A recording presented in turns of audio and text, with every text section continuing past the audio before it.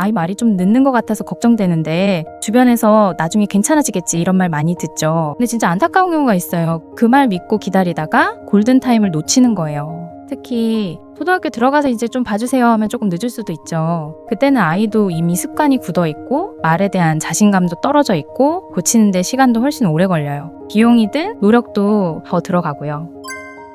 그래서 오늘은 딱 하나만 말씀드릴게요. 아이 말이 늦는 것 같다면 뭘 더 하려고 하기 전에 이거부터 끊으셔야 합니다. 바로 미디어 노출이에요. 휴대폰, 태블릿, TV, 영상 틀어주는 거 제가 단호하게 말할게요. 아이한테 미디어 노출은 언어 발달에 악영향을 줄 수 있습니다. 왜냐면 언어는 듣기만으로 되는 게 아니거든요. 언어는 두 가지로 나뉘어요. 하나는 수용 언어, 듣고 이해하는 능력. 다른 하나는 표현 언어, 말로 꺼내는 능력. 미디어는요. 아이가 듣는 건 늘릴 수 있어요. 근데 말하는 건 줄어들 수 있어요. 왜냐? 하면은 아이한테 말을 걸지 않잖아요. 아이가 대답할 틈도 없고 주고받는 상호작용이 없어요. 그냥 보고 듣고 끝.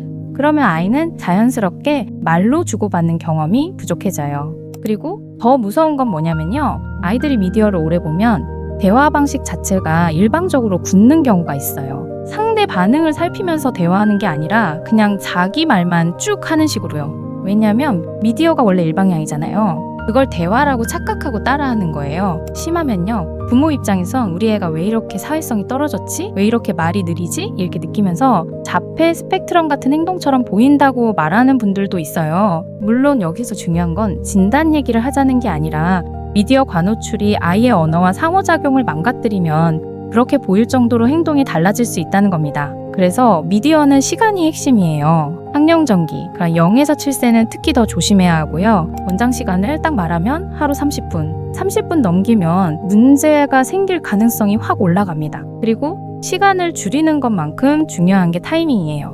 절대 보여주면 안 되는 타이밍이 3개가 있어요. 첫 번째, 자고 일어났을 때 눈 뜨자마자 바로 센 자극 들어가면 아이 뇌가 그걸 기준으로 하루를 시작해요. 그럼 이후 일상은 다 지루해집니다. 두 번째, 밥 먹을 때 밥 먹으면서 화면 보면 아이는 뇌를 속이면서 입만 움직여요. 식습관도 망가지고요. 세 번째, 자기 전에 화면 보면 뇌가 각성돼서 잠이 잘 안 와요. 잠이 깨지면 다음날 컨디션도 무너지고 결국 전반적인 발달 리듬이 흔들립니다. 여기까지 들으면 이런 생각 들어요. 그럼 뭘 해줘야 말이 트여요? 이 질문의 답은 간단합니다. 언어 자극은 양이 아니라 질이에요. 하루 종일 붙어 있는 게 중요한 게 아니고 딱 20분만 제대로 해도 충분합니다. 중요한 건 그 20분 동안 아이랑 진짜로 주고받는 거예요. 그럼 그 20분을 어떻게 쓰느냐? 부모가 해줄 수 있는 방법이 크게 3가지가 있어요. 첫 번째, 아이를 따라가 주세요. 많은 부모님이 언어 자극을 한다고 하면서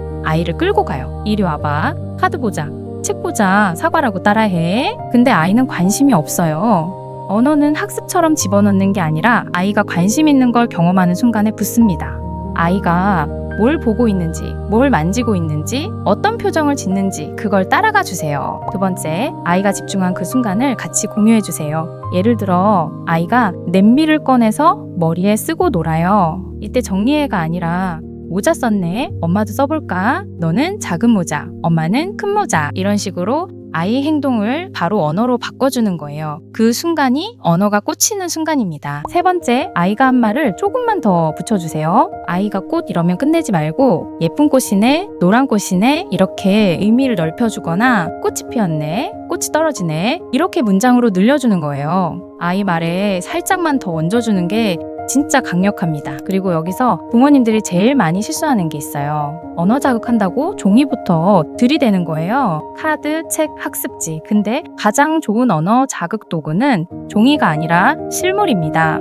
사과를 가르칠 거면 카드 사과가 아니라 진짜 사과. 만져보고 냄새 맡고 먹어보고 사과라고 해야 아이가 훨씬 빨리 배워요. 실물, 그 다음이 모형, 사진, 그림, 마지막이 글자예요. 순서가 있는데 거꾸로 가면 효율이 확 떨어집니다. 마지막으로 체크 기준 하나만 기억하세요. 아이 언어가 또래보다 6개월 이상 늦다. 그러면 일단 집에서 한 달만 제대로 해보세요. 미디어 줄이고 하루 20분 집중 상호작용하고 실물 중심으로 따라가주고 말 확장해주고 그렇게 한 달을 했는데도 변화가 거의 없다. 그럼 그때는 망설이지 말고 전문가의 도움을 받는 게 제일 빠릅니다. 늦게 갈수록 시간이 더 걸리니까요. 정리할게요. 아이 말이 늦는 것 같다면 더 뭔가를 하기 전에 미디어부터 끊거나 줄이세요. 그리고 하루 20분만 아이가 보는 거 따라가고 순간 공유하고 말에 한 단어만 더 얹어주세요.